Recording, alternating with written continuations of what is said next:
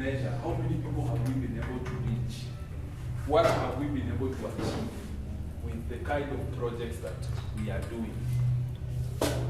So, Yes. that's why we will have sessions, as I mentioned earlier, on strategic partnership, on leadership, on communication, on branding, so that we improve our social impact, the number of people that we meet and we get to interact with. So, we change our branding for the different activities and programs that we are doing so that we are able to reach as many people as possible. Sawa. Now, Scouts we. Aho. Aho. And give your neighbor a high five. Give your neighbor a high five.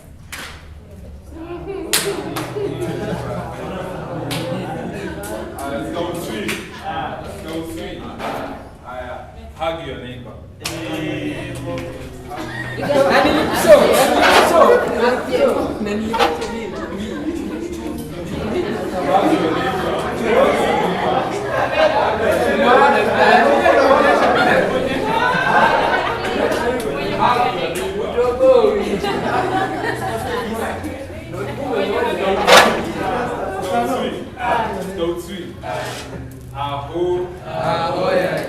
Now, initially when scouting started, all right, we only had Sunguras, Chipukizis, and Wambas, right? Up to which year? And why did it change then? Because initially we had only scouts up to the Mwamba section, up to 18 years. Then something happened, and voila, we had Jasiri scouts, or Rover scouts. So which year was that? And why was it important for Rover scouting to be started? Scouts we. You have? Which year? 1918. What happened in 1918? Rover scouting began. That is how many years after scouting began?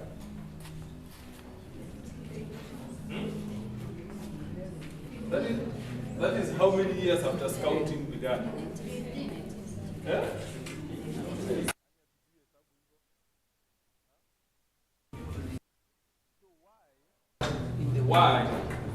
Why, after 11 years, Rover scouting was started?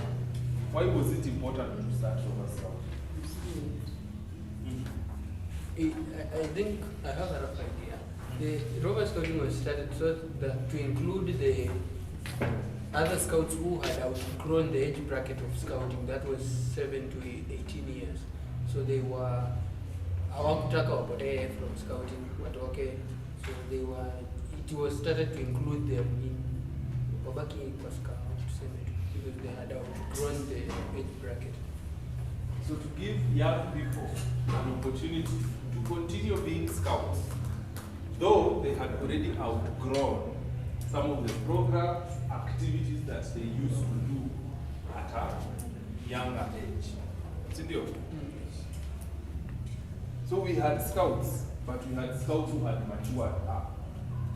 And that's why we say in Rover Scouting, we give you an opportunity to walk the journey as you transit from being a young person to a young adult. Why do we put on the orange scarf? Why is our scarf orange? No. Why is our scarf orange? Yes. I think the reason why the scarf is orange is because it shows the rightness for service. It shows rightness for service. Any other person? Why do we put on the orange scarf?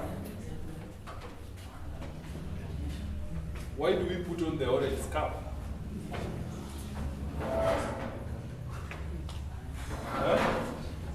Why do we put on the orange scarf? It shows rightness for service. So why? Why do you think we put on the orange scarf? You don't know. You just put it on. Huh? David, why do we put on the orange scarf? Sorry? Because it looks nice. Oh, it's the sections? That's why we put it on. Why? Why? Apart from you being told the rovers are supposed to wear orange scarf, why do you put it on? During the investiture ceremony, that is when you were first allowed officially to put on the orange scarf. And it was symbolically put on top of your shoulders to show that now you are a full Kisii Scout. And we have different colors for different sections. And in the Kisii section, we talk about service. We talk about young people who voluntarily offer themselves to offer service without expecting anything in return. So we talk about young people who are ready for service, young people who are ripe for service. Scout Sweet.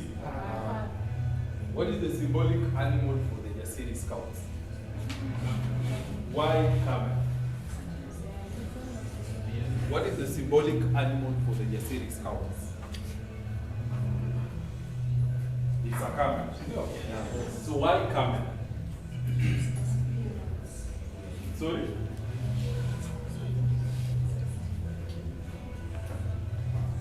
I told you the Rovermate 1 and 2 training is for rovers. Rovers, meaning these are people who have been invested. And before investiture, you must have been taken through all these things, and you should be able to understand and relate internally with each and every aspect of Kisii Scouting. So why camel?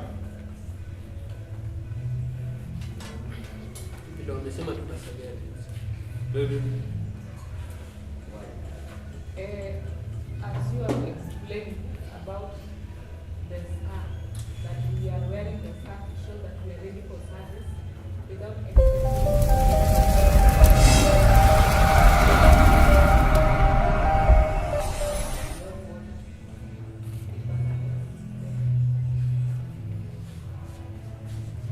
So during the training, I will ask the question, I pose the same question, and we will have a present for the person who will give the most correct answer. So think about, yes, we put on the orange scarf. Our symbolic animal as the Kisii Scout is the camel. So why camel?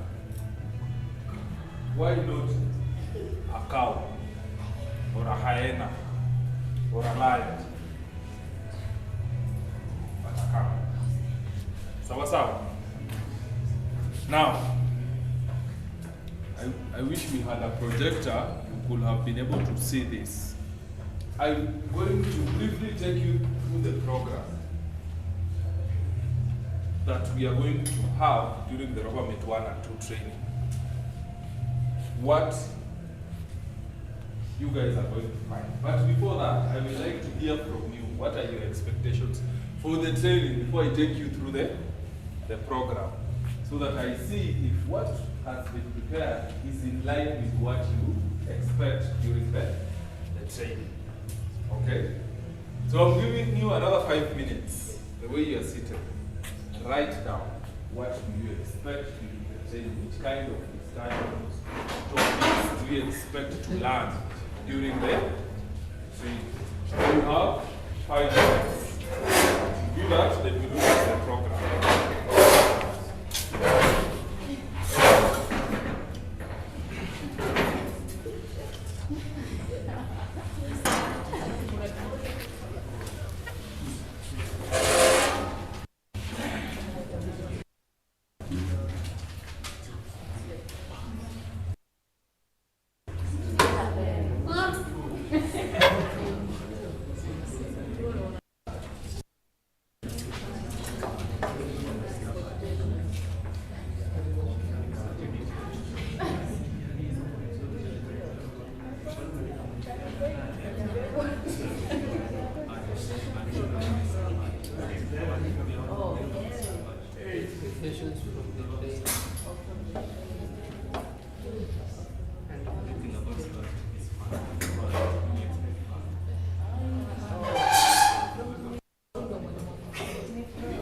expectations for our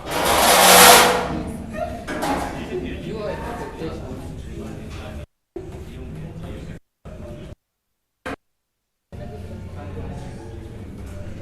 This is just fun. It's in the blood. In the blood. It's in the blood. In the blood.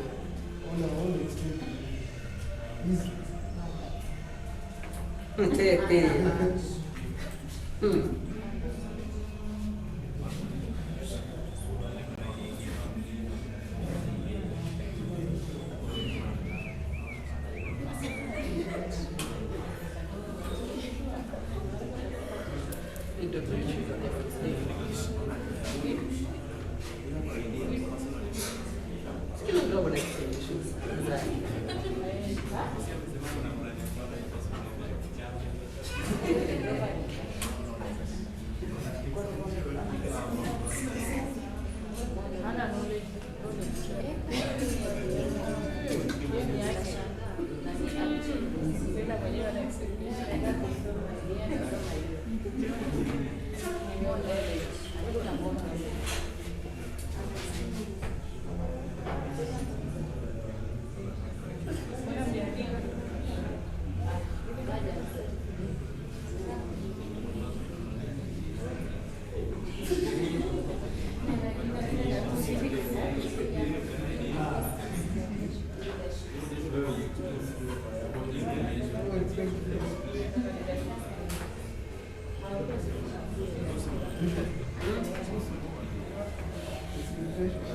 Andika hapo kwenye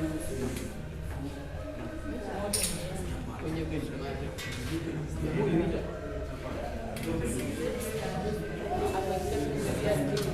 Vile huyu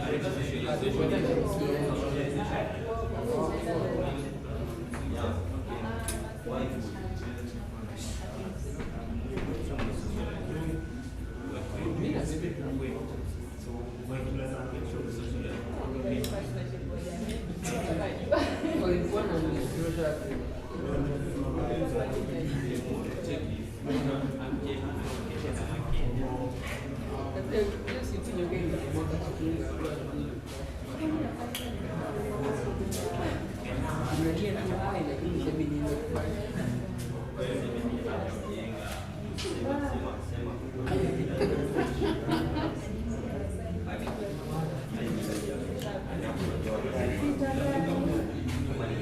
Hii sehemu ndio tunatoka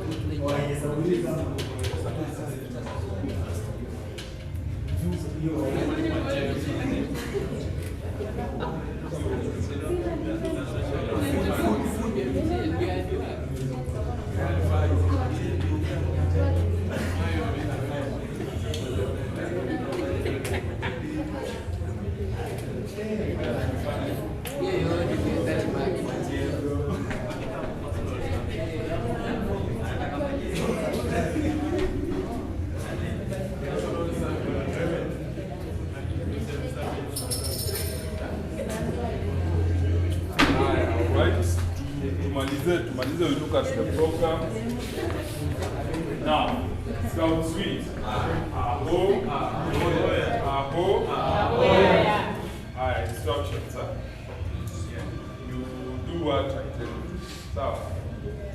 Sawa. Yes. You do what Sheldon tells you to do. Sawa. Sheldon says clap once. Again.